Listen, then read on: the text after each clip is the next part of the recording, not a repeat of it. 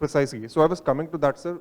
If you look at the device manufacturers, so device manufacturers who are into the business of making brain implants, they are increasingly now getting approval from, I don't know about the FDA statistics, but overall, if you look at the medical regulators, so they are now approving it, on quite a large scale. And that's where, again, this particular concern is also kind of, accompanying that. Because yes, FDA or other regulators, they are approving these brain implants. Uh, yeah, they are.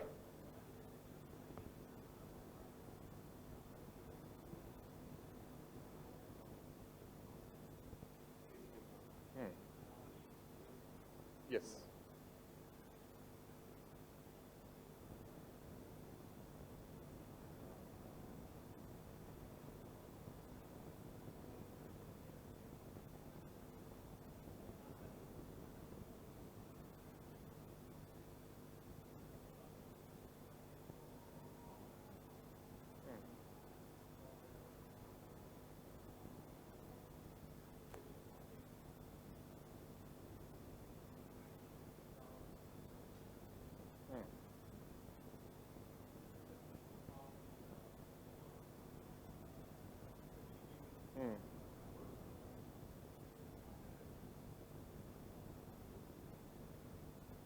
Right, absolutely. Yeah, correct. And when it comes to, you talked about pacemakers being compromised and the different scenarios. So say, for example, here, what researchers are most worried is the behavioral changes which the attackers can induce, right? If they're able to access or if they're able to manipulate various stimulation parameters, so to speak. So, if hacker gets into the electrode, into the brain implant, what actually happens? So the very first thing, it can do like for that, it actually stop the stimulation. Whatever data the our electrode, our implant is generating, actually it can be theft, and that data can be leaked, and somehow it can be used. Then the sort of the alteration of the impulse control, the amount of current which we are passing to the brain implant, the hackers can actually get the control of it, and it can increase or the decrease the same thing. And then the induction of pain, then some sort of like inducing tissues damage is happening, draining of the implant batteries, like the motor functional is coming, and then the modification of the emotion or effect, the which Adit also talk about. So this is also one of the crucial factor or the crucial thing which actually the makers of the brain implant need to think about. And the brain implants are the thing which are directly related to the main function or the main part of our body, which actually can create a lot of effect. And yeah. Okay. Just before we go to the video, so I think you talked about regulation, sir. So apparently there are a lot of proposed solutions to make the implants resistant to cyber attacks, so to speak. But where the primary challenge lies is, when it comes to inculcating security features into these implants, the device manufacturers are greatly constrained by the size, the physical size and the battery capacity, right? So implementing security features is all there, as Mr. Sidhu also mentioned, but when it comes to actually implementing from device manufacturers end, they face a significant challenge because apparently there is a trade-off between the system design, again, just take in the normal security world, system design and the usability, right? We will show one video.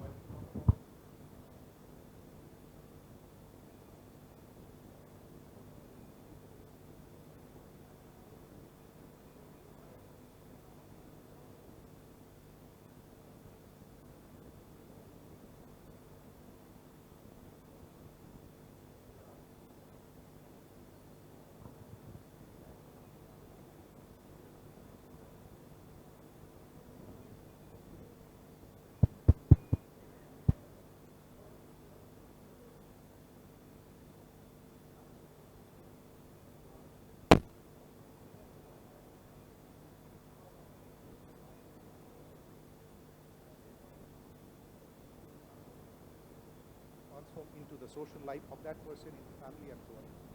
I'm more concerned about some of these things. These are pretty straightforward. Yes. Brain implants. There is not enough tenured research around the counter impacts of brain implants, because the fundamental reason is brain implants are very, very few at this point in time. Runs into maybe not even 4 digits across the world. And those are mostly done on an experimental basis for people who are fundamentally on absolute 100% assisted living, which basically means people who are quadriplegic, people who could not, people who had a major strokes. Those are the people on experimental basis. Normal, human beings to get better at what they do, there are brain implants, but those are not implemented yet. So research is yet to come out as to what the negative impacts are scientifically, right? What are the negative impacts are known in the research. Are they actually experienced in the real world is limited information, because of the implants are not done for typical human beings like you and me. Right? These are implants mostly done for people who are completely 100% patients. Absolutely. So adding to what Mr. Sidhu mentioned, as I talked about, if you look at the terminal diseases or just improving the quality of life, the manageability part of it, because if you look at Parkinson's, if you look at Tourette syndrome, all they do not have a concrete what should I say solution in place, so to speak. You can't fix them, right? But as we're talking about assisted living, so the approvals which the neurosurgeons are getting for for leveraging brain implants is only to manage these terminal conditions, so to speak. It's not for common purpose use or in enhancing the capacity, etc., as of now.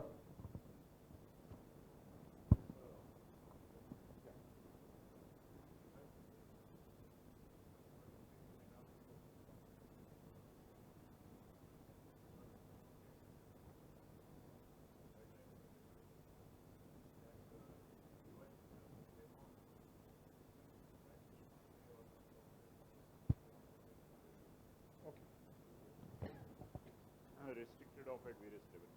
So that device testing which happens, that it is restricted in various ways from doing, even if there are hacks, even if there are things, it cannot reduce, it will shut down rather than, or it will not produce more radiation and such. Those things, what about them? Those things can be safeguards, right? So we haven't really looked at this particular brain implants from that particular viewpoint, so to speak. But if you look at 5 stakeholders, which I came across in the research of Oxford, so they're saying device makers, second is clinicians, third is scientists, engineers, and finally regulators. So as per the Oxford research, the Oxford Functional Neurosurgery Department, so they are saying that these stakeholders, they are trying to put together representatives from these stakeholders and contemplate on exactly the point that you mentioned. Right, but then again, it is really evolving and upcoming. There is no established benchmark guidelines for device manufacturers, because they also are constrained. As I mentioned, the size, the physical size of the implant and the battery capacity is something which compels them to do a trade-off between the security and the usability part of it. So this is very evolving in my understanding and in my limited research.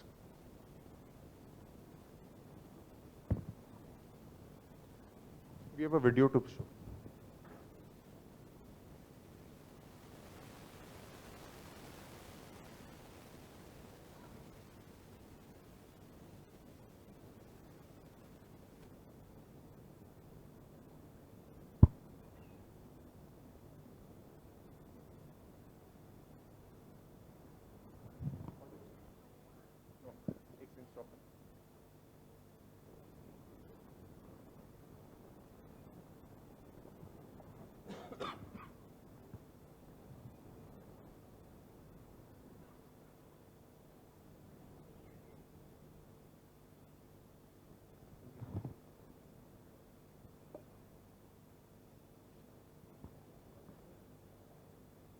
System का अच्छा ये गाने का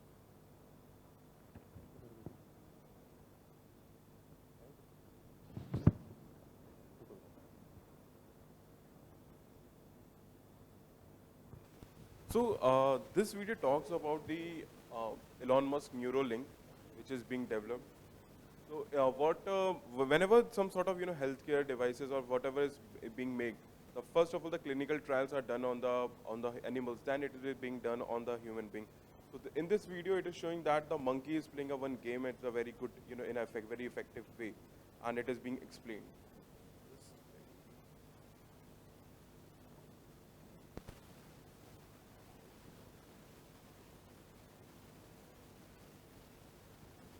See, Pager is amazingly good at mind. As you can see, Pager is amazingly good at mind pong. In 2020, it was a pig with a chip in its brain. In 2021, it's a monkey playing video games. Elon Musk's Neuralink has just unveiled its latest brain-computer interface, showing a 9-year-old monkey named Pager controlling a game of Pong with its mind, all thanks to a Neuralink chip implanted in each side of its brain. The demo starts simple enough. The monkey plays a simple game on screen using a joystick. If he moves the joystick the right way, he gets a banana smoothie. But all the while, the game is using the chip inside the monkey's brain to train a computer to understand his movements.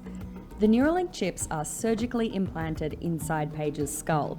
They connect to his brain via more than 2,000 electrodes, each one about 1/20th the width of a human hair, and implanted in the regions of his brain that control hand and arm movement. Each time the monkey moves his hand left or right, that movement begins as an electrical signal in his brain, an impulse that eventually sends the message down his arm to move his hand. But the Neuralink implants read these signals while they're still inside the brain, before the monkey has even moved, when the movements are still just intentions. The chips are connected via Bluetooth to a computer that reads the brain signals in real time and matches them to the monkey's hand movements. And here's the wild part. When the team disconnects the joystick, the computer can still predict where the monkey is going to move his hand. No joystick required. After only a few minutes of calibration, we can use the output from the decoder to move the cursor instead of the joystick. Pager still moves the joystick out of habit, but as you can see, it's unplugged. He's controlling the cursor entirely with decoded neural activity. Eventually, the monkey wasn't even using the joystick anymore. He was playing a game of Pong, just using his mind. And this is when we got a hint of how Neuralink could be used in human patients. Instead of using a joystick, a person with paralysis could train a computer simply by imagining an action. And that brain signal could be picked up in real time by their Neuralink implant. In a tweet shortly after the monkey video was posted, Neuralink founder Elon Musk said the first human Neuralink would allow someone with paralysis to use a smartphone with their mind, faster than someone using their thumbs. From there, Musk said later versions of the Neuralink could be used to shunt brain signals to separate clusters of Neuralinks in the body, potentially allowing paraplegics to walk again. Of course, these are all very lofty goals and a long way off watching a monkey play Pong. But then again, the new demonstration is already a long way from what we saw in 2020 with Gertrude the pig. That Neuralink was just reading the pig's nose signals as it snuffed through the straw. This new demo showed us a far more advanced brain-computer interface, a brain literally interfacing with a computer game in real time. We may not have a timeline on a human Neuralink implant, but from this latest demonstration, our sci-fi future might not be that far off.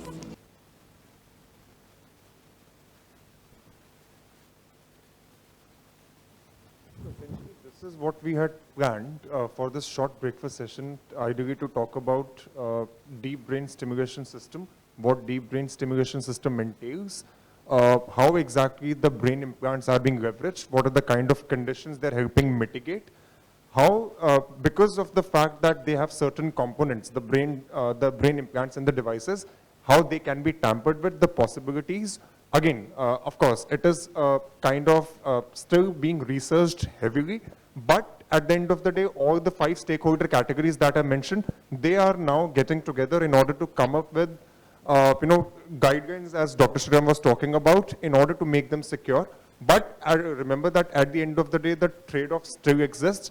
And from a DSCS standpoint, probably we intend to continue the research in this area and probably come back with something more concrete, right? Because still it is, from the Oxford University research that we came across, we have culled out research work which is going on in different geographies, not just limited to UK, but we have also looked at US, Singapore, and other, and probably we'll be publishing some compilation, probably in the form of a blog or a research paper shortly around it. But before we wrap up, any last comments from any one of you?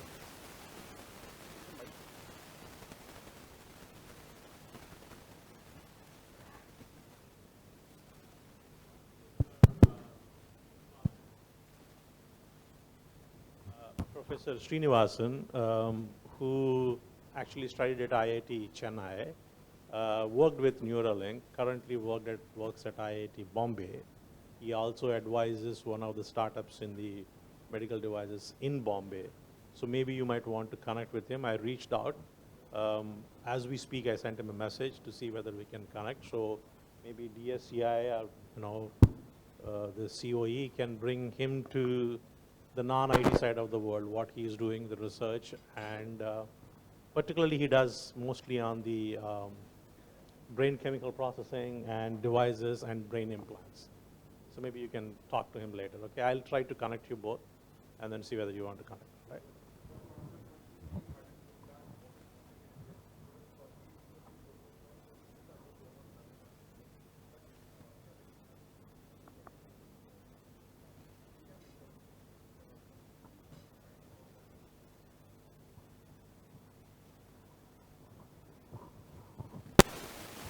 Just a comment over it, like AI has got its own biases and ethical issues. I hope while you're doing the research and all that, you're taking care of that part, because as AI was growing up, nobody thought of its biases, its dark side of AI. Now with this brainjacking, when you're speaking of it, and we're in stage where you're writing papers and all that, I think the dark side of AI, the biases of AI, they are dovetailed into the study. That was the comment. Thank you. Yeah, absolutely, absolutely. That is the point. Right, because we are very much wary of the fact that the brain implants, which are being increasingly approved by the regulators for use by neurosurgeons, they are under attack, or the possibilities of attack, even if the attack hasn't happened in real life, where some sort of a coercive blackmail happened or some sort of cognitive or motivational faculties of a person were tampered with. But, that is very much, when we are researching it, we will definitely be keeping that point, under consideration. So I have one small Yes, sir. question that if we start extend or extrapolate from where we are today, which are where in Indian, let's say under Indian Medical Council or something, these things of other implants like your pacemakers, right? Yeah, All insulin these pumps. are already, insulin pumps and all these are already approved and people are using it, isn't it? Yeah. So if we start off with what kind of regulations or what kind of norms or strictures they are there for all these devices, quality control, standards, all those are being set in India for those. And then we go about extending it for brain implants and all the other ones, right? So if you have if we get a good grip on those, saying that what standards and all those are there, then this is of course this is much more dangerous because it's a direct implant into brain. Yeah. But the others are also, in heart and all that they can manipulate, they can stop the heart as well. Yeah. So in that case, it may make sense to first look at the ones that are widely deployed in India and then look at those standards and all. And what are the regulations that the Indian Medical Council and all the other people adhere to, or they give out guidelines, and based on those we can extend and suggest to them. Absolutely, absolutely. Thank you so much. Thanks. So what time we are starting in the main hall? So from 9:30 we have one special session which is what's in AISS. So this is the first time we are doing it. Basically we're gonna, Mr. Samir would be there and talking about the AISS, what is actually is, what are the different thematic area we are covering and so on. And from 9:45 we will start with the first plenary session, which is on digital economy and digital risk. And this would be in the main hall.